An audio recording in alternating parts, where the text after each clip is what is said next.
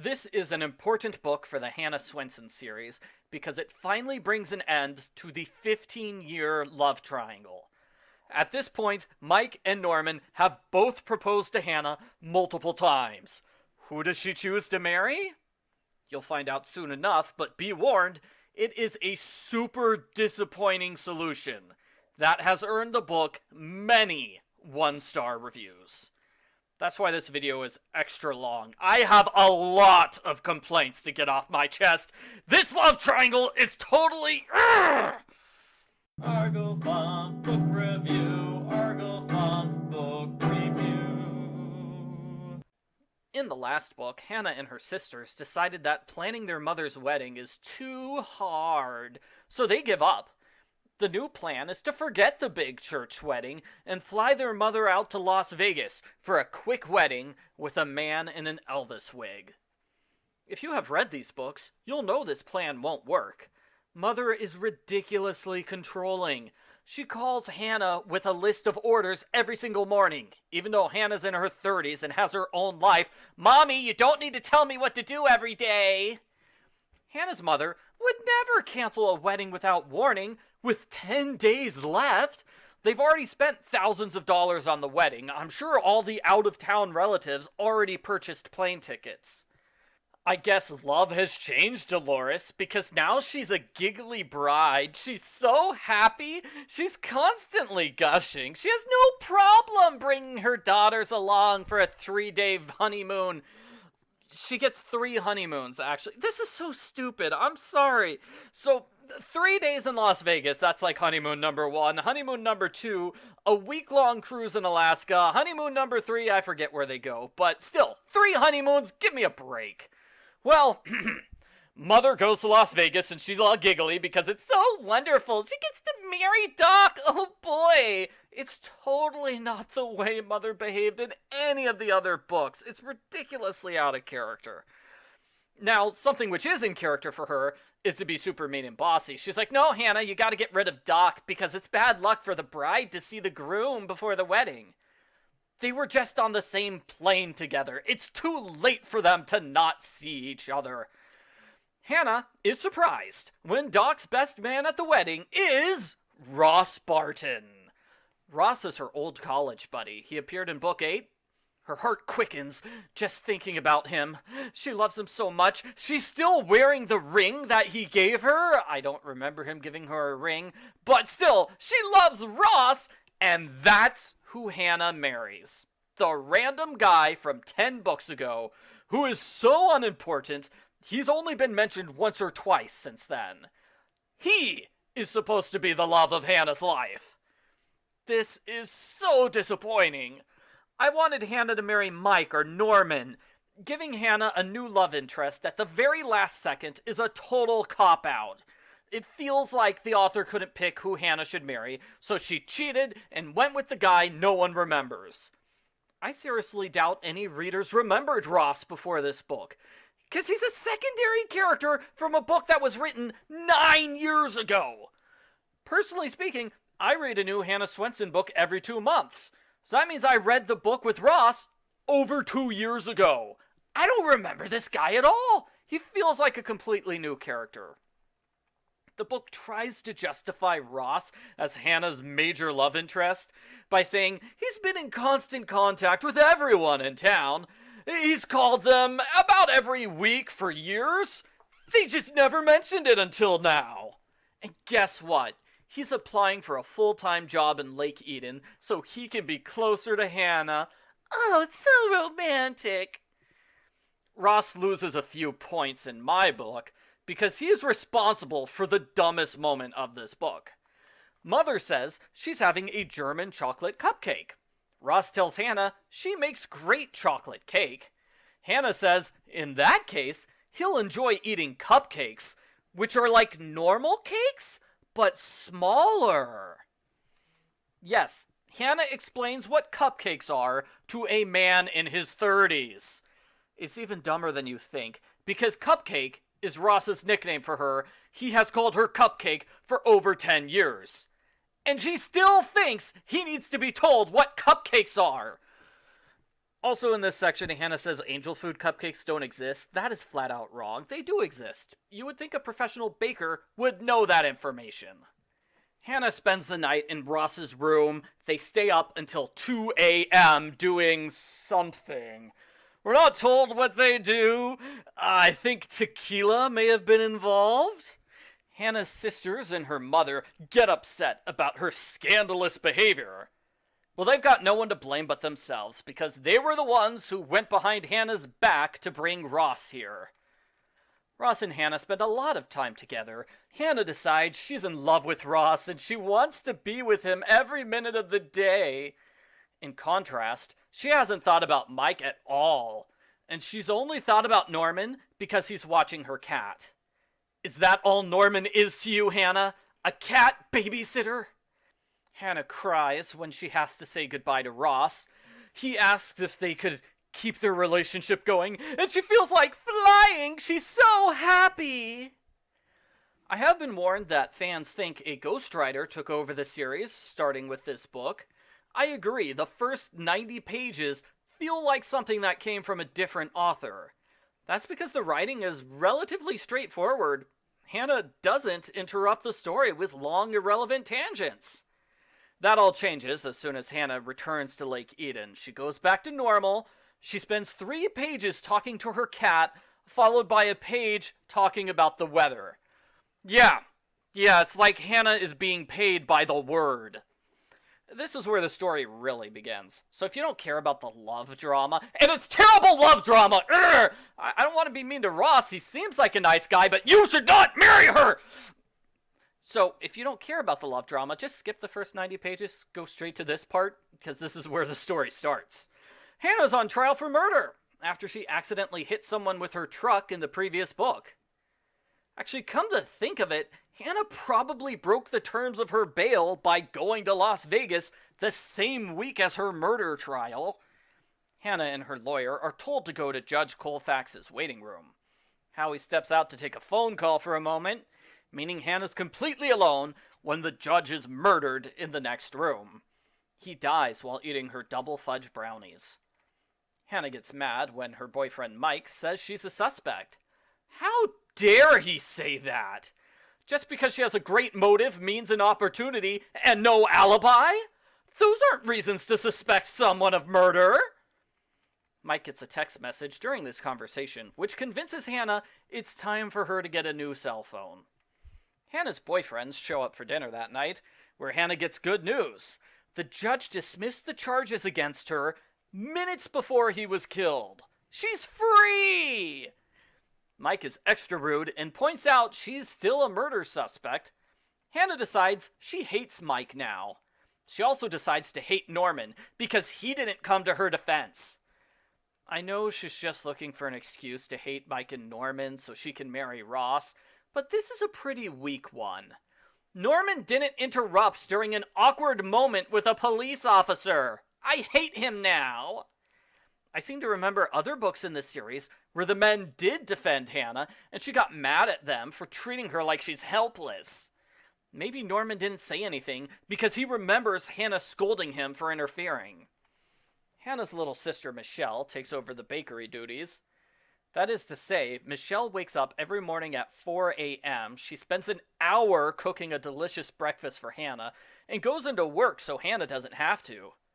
Michelle does this every single day without being asked. She is the true hero of this book. Hannah's excited when Ross calls.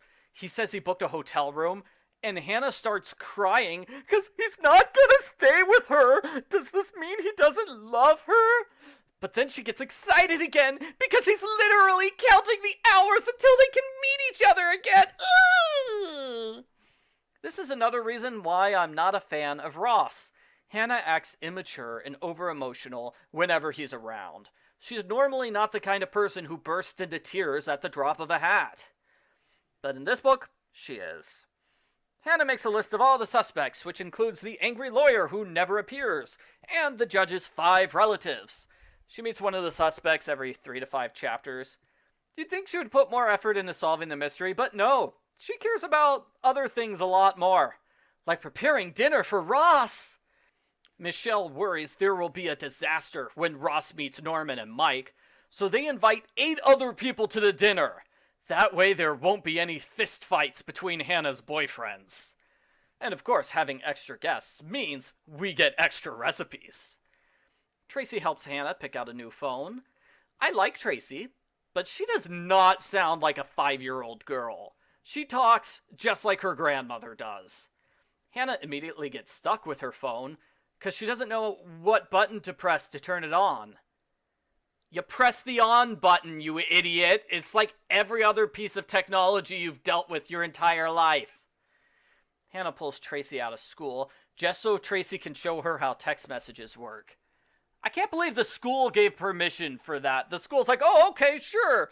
We can just kick her out of school for an hour because you don't know what phones are? Also, the story with Ross has confirmed Hannah was in college 10 years ago in 2005. So why doesn't she know how to use a phone? Another dinner with over 5 people. Yeah, there's multiple dinners with over 5 people in this book. Well, one of those dinners brings us to the mandatory cat subplot. Moish the cat brings scarves and mittens and things into the apartment. Where did he get them? Everyone is far more interested in the cat burglary than in the murder. Mike sets up security cameras all over the apartment.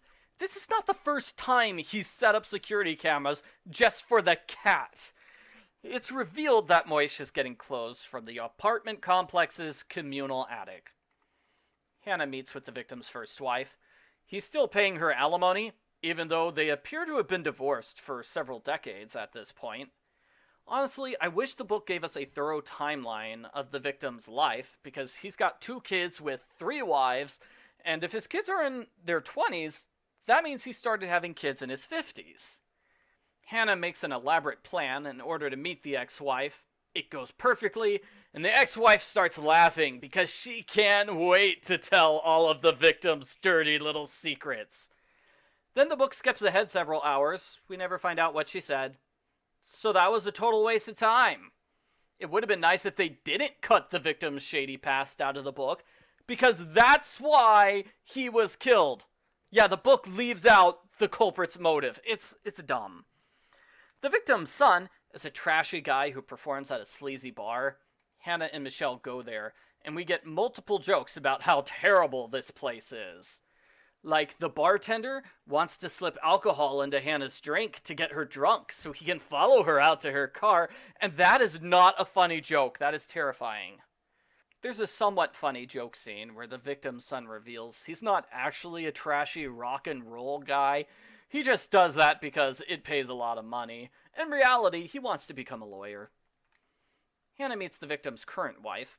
Hannah thinks she's innocent, but as she says multiple times, family members are always considered suspects until they're cleared.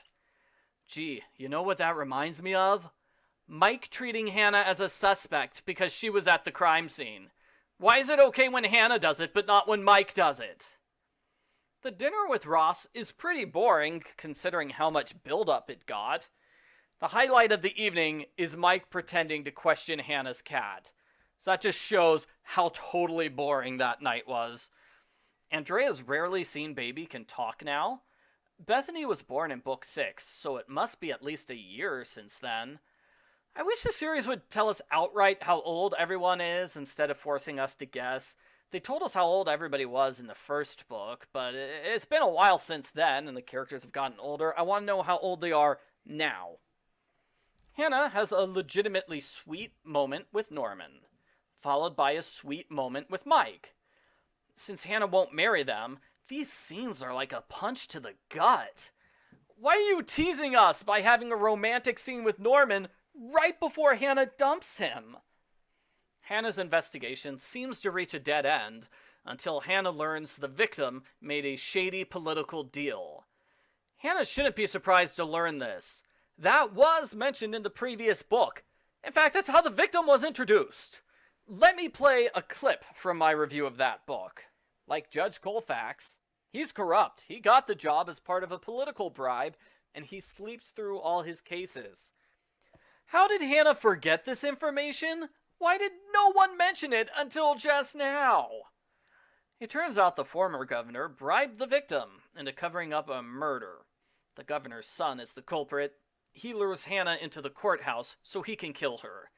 She escapes by throwing her purse at him. She uses her phone to text for help. And she uses the elevator's emergency stop button to keep her safe in between two floors. Hannah sees Ross off at the airport, where he proposes to her. The wedding reception happens afterwards. Wait, the best man left before the wedding reception? That's weird. Well, both Mike and Norman propose to Hannah at the wedding reception. They propose again. So she gets 3 proposals all in the same day, and it doesn't matter. Hannah says she will marry Ross as soon as he returns to town. She should have told him that right away instead of waiting a few hours. The end. Post-book follow-up, I hated this book.